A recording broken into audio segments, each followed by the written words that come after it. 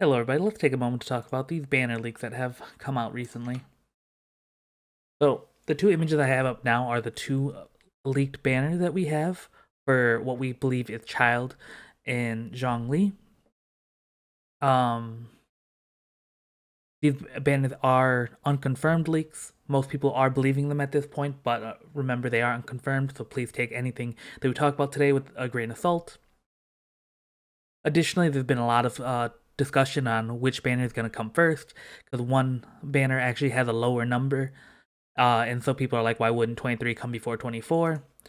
Uh, just want to talk about that. If we go look at the Klee and Venti banners from the same data mine that the person allegedly had, we see that Klee's banner is 18, Venti's is 19, so it still can fall in line with Zhong Li being 24, Childe being 23, and us seeing Zhong Li first. With this leak, we also have the updated basic banner. We don't know if any characters are going to be actually added to that banner, but we do know that the art's just going to change, but no actual change will come to those rates or to any of that we know of at this point. Alright, looking at the banner, so we're going to assume Zhongli is going to come first, based on the higher number coming first last time. And let's look at that banner. For Zhongli, since we don't have any full confirmation on everything in his kit, the exact numbers, the constellation, I'm gonna say if you looked at his gameplay, you really like what you see, pick it up, buy him, or not buy him, but I mean buy him if you have to. But if you really want him, summon for him. I can't recommend him or Jin Yan at this point because I don't know anything about them. Haven't really got to see them being played. Other than that, I can talk about Razor and Chung Young because those are both characters that I have a lot of experience with, especially on my secondary account. Razor and Chung Young are part of my core team. Even on my primary account, I do have my Chung Young hanging out a lot if I ever need cryo damage. Alright, talking about Razor. A lot of people already got Razor. Some people bought him from last month's Star Glitter exchange. Others just pulled him. Some people may have even chose to reroll for like him in their reroll. And that's for good reason. Razor is a really good character. He can carry you through a lot of content, especially with even just free-to-play equipment such as the project or prototype Aminus. It's a really good sword on him. As far as the artifacts, I don't have mine built out on this account. However, you normally either want to build him for the electro or or you either want to build him towards his electro damage or towards physical damage because he scales really well with both of them, especially since a lot of his big damage is coming from his ultimate, and that increases his attack speed, so he has a lot of normal attacks coming out. However, it does give however, it does add an additional electro damage boost to each of those attacks. Alright, if you don't have Razor and you really want him, I believe that it might be a good chance for you to summon for him. Getting a lot of the 4 stars isn't too hard, so you might not have to go too deep into the banner. But if you really want Razor with just one copy, I could recommend. So I think he's a good enough character that he's a good reason to go into the banner a little bit. Maybe pull one copy and get out. However, if Razor is your main DPS, your main character, your favorite character, if Razor is your best boy, then let's look at his constellation to see if he's actually worth digging even deeper into the constellation for. Looking at the first one, Wolf's Instinct, picking up an elemental orb or particle increases Razor's damage by 10%. This is actually really powerful since Razor already gets so many orbs generated using his E. Next, we have Suppression. This increases Razor's crit rate against enemies with less than 30% HP. When they're already that low, they are going to die sooner rather than later. However, on boss battles and maybe on rune guards, maybe in the later floors of the Abyss, that extra crit rate really can help you get an additional DPS to clear out a room. And I think is a really good constellation for him. Next, we have Soul Companion. This just upgrades his elemental burst. I think this is really good.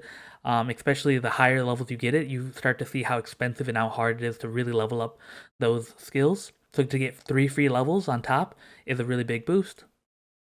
Bite, when casting Claw and Thunder, just pressing it, enemies hit will have their defense decreased by 15%. This is big since there's no resistance in defense in this game, there's just defense. This is going to make them take all their damage even more. This means more elemental damage, more physical damage, more every damage because of their defense being lowered. Next, we have Sharpened Claws. This is just levels again for his elemental skill. Again, I do think this is worth it on a main DPS character because this, if he's your main DPS, because how often you use this ability and how much additional power 3 levels could really provide. Alright, then finally, we have Lupus Fulguris. It's every 10 seconds, Razor's sword charges up, causing the next normal attack to release lightning that deals 100% of Razor's attack as electro damage. When Razor is not using Lightning Fang, a lightning strike on an enemy will grant Razor an electro sigil for his Claw and Thunder. This is really big because whenever you're doing electro damage, you're going to get more sigils. When you have more sigils, you're going to be able to pop them and get into that Lightning Fang even faster. However, after reviewing his constellation, I think every step of this constellation is actually worth it. So if you're like constellation 1 like I am, and you want the next one, I think that's worth it. If you want the next one, I think that's worth it, and so on and so forth. Like, I think it'll be worth pooling if you're just after Razor pieces. However, you only go as deep as you're really comfortable with. Do you want to go all in looking for Razor? That's fine. If you don't, or the biggest thing is, do you want to go all in just for Razor? If you just want Razor, I recommend only pulling like once or twice, trying to get a copy or two, and then getting out. If you want other characters in this as well, then you might want to start pulling even more, because then your chance of getting something you actually want just increases and increases. Like I said, on my sub account, I'm not Zinyan. On my sub account, Chung Young and Razor are in my core team. So on this, for this banner, I'm gonna go hard on that account just to try to get as many copies of both of them as I can. All right, going into Chung Young, I think his constellations are really conflicting. I think him as a character is actually really conflicting.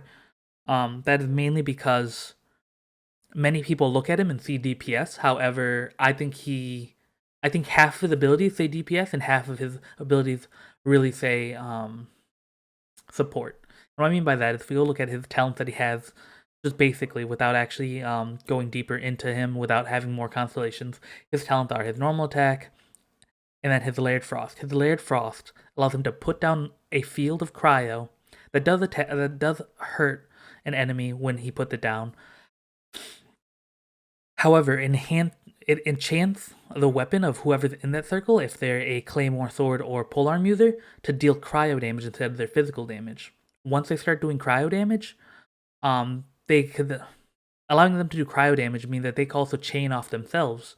How I personally use my Chung Young is as a full support. He comes out, drops this, I switch back to Diluc. That way I'm able to chain together fire and ice using Diluc's elemental skill with Chung Young's damage conversion. Remember, the damage conversion is based off of the damage conversion isn't doesn't have anything that it's scaling off of. It's just converting damage, so it's not changing. So it's not changing the scaling of your attacks to Chung Young's attacks. Instead, it's just making your basic attacks into cryo, which is really good because it also allows you just to build one character and have that character be able to do 2 different elements back to back. Like I said, I switch into Diluc. That way he's able to hit them with a cryo, then hit him with an E, then hit him with a cryo, then hit him with an E. That way he's constantly triggering the melt effect and dealing more damage. Additionally, if I built my Diluc with a lot of elemental mastery, I would only have to worry about Diluc's elemental mastery because he's the one who's triggering the cryo and not Chung Young. Next, we have his elemental burst. This burst is completely DPS oriented. This is something you drop to deal a large amount of damage. And then we come to his first Ascension talent. This talent is any character with a sword, claymore, or polearm. The same characters who are getting their basic attacks converted to cryo.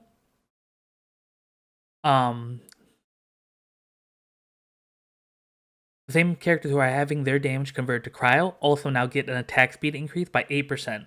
Again, this to me leans more towards support style instead of full-on DPS. And then we get to his last talent, which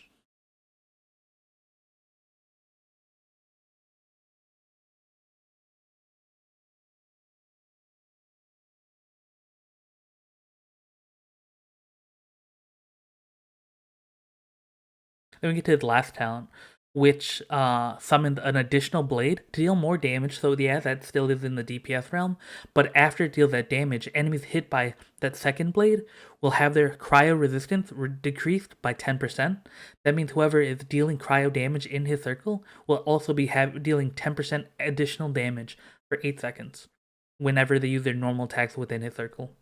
Again, to me, this also leans more towards that really support style play instead of DPS.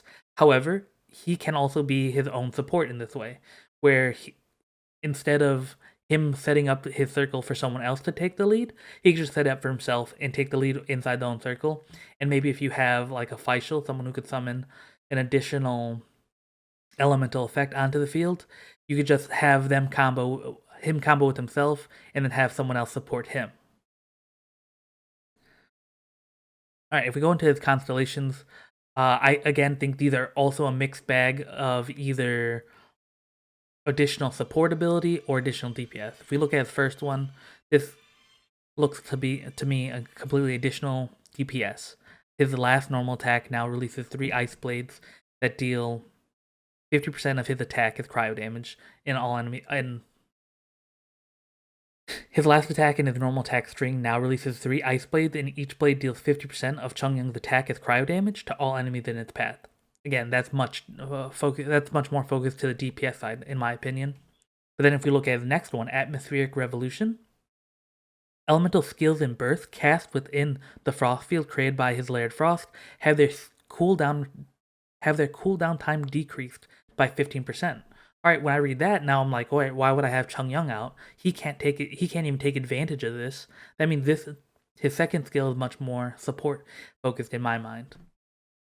However, if he's your main DPS, you can see this as when you switch over to your support to activate their elemental skill, you know that will come off of cooldown even faster.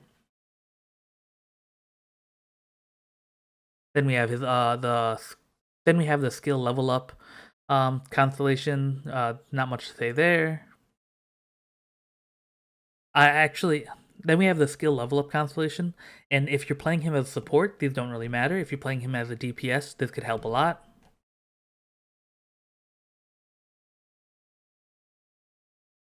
His fourth skill, really, again, if you're playing him as a DPS, this is where he gets better and better, because now every time he hits an enemy affected with cryo, he's regenerating more and more energy, getting closer to having his ult back up. Fifth one is just another skill level up. And then the sixth one, again, really DPS focused by allowing your ultimate to deal 15% more damage to enemies with a lower percentage of HP remaining than Chong Li, and additionally generating another Spirit Blade. So, all in all, if you like Chong Li and he's on your team as a support, and you have one copy of him, and that's it, no constellation, you could really be happy with just that. You don't need another copy of him if he's your support. However, if he's your DPS, additional copies do help, as every skill really leans forward towards that DPS role, besides his second constellation. And if he's your support, and you have his first constellation, you may want to think about looking into going for maybe one more copy just to get that final support skill of his.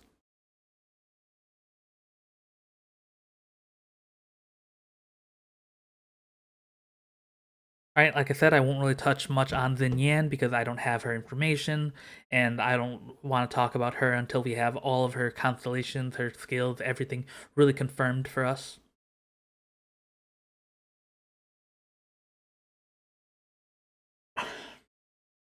Alright, now if we go switch over to the Childe banner, we can see that it has Ningguang.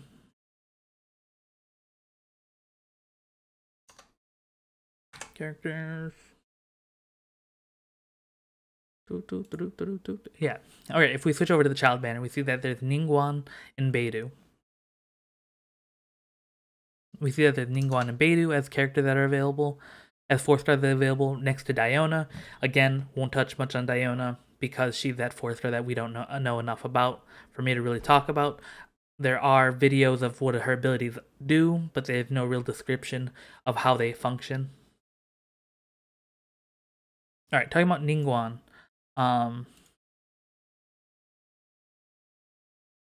Are you talking about Ningguang? I never use her. I don't really know much about her skills, her abilities. However, I have seen videos talking about how great she gets with her constellations, how she's a really big DPS powerhouse. Alright, so if you're using her as your main DPS and you love her, you love Ningguang, you love the way she looks, the way she plays, I believe just go for it. I think reading over um, reading over her constellation, they all seem to be really good at supporting what she does. However, I just don't know enough about what she does to say if it's worth it or not. But I have heard that the constellations are really good, so they would be worth getting if she's one of your favorite characters or your main DPS in the game.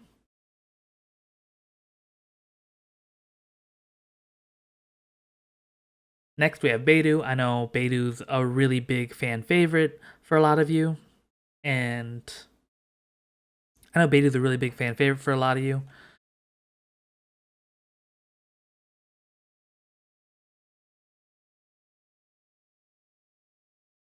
I know Beidou's a really big fan favorite for a lot of you, and my suggestion for any fan favorite character or any character you love is if you love them that much, just pull for them. It's worth it. Like for characters that I love, that I want to play, that I enjoy playing, I think those are the characters I want to invest in the most. So Beidou, again, would be one of those characters that if you just love them that much, that they're your main character, they're your main character, they're the only character you really want to use. Obviously, I think you should be pulling extra copies of her at that point.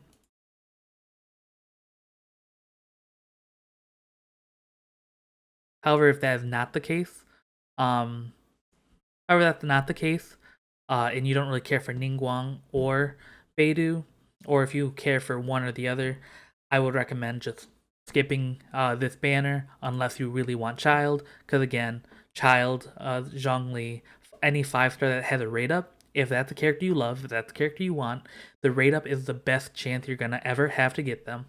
They may be, we don't know if they'll be added to the we don't know if they'll be added to the standard banner somewhere down the line, but the rate up banner is your chance to get them. Like me, depending on how you are, personally, I actually saved up my pity. I've had one pity proc on both my main account and my sub account at this point. I'm holding that next pity for the banner I really want. On my main account, that's probably gonna be Zhong Li. On both my main and sub account, it's probably going to be the Chong Li banner. My main account really wants Chong Li. My sub account really wants the Chung Young and Razor dupes. So that's probably where I'm leaning towards.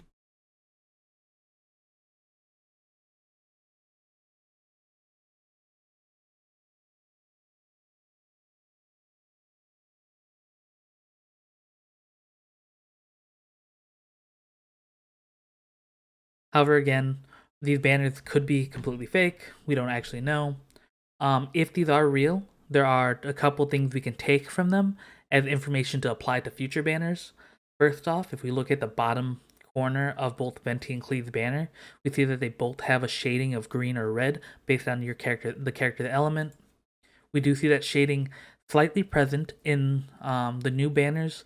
As you can see, Chung Young's legs are much darker than his actual skin, and that's most likely because of the brown geo tint that it has. And then when we look at Diona, her white socks have a really strong blue tint, and that's probably for the hydro tint that Childe has.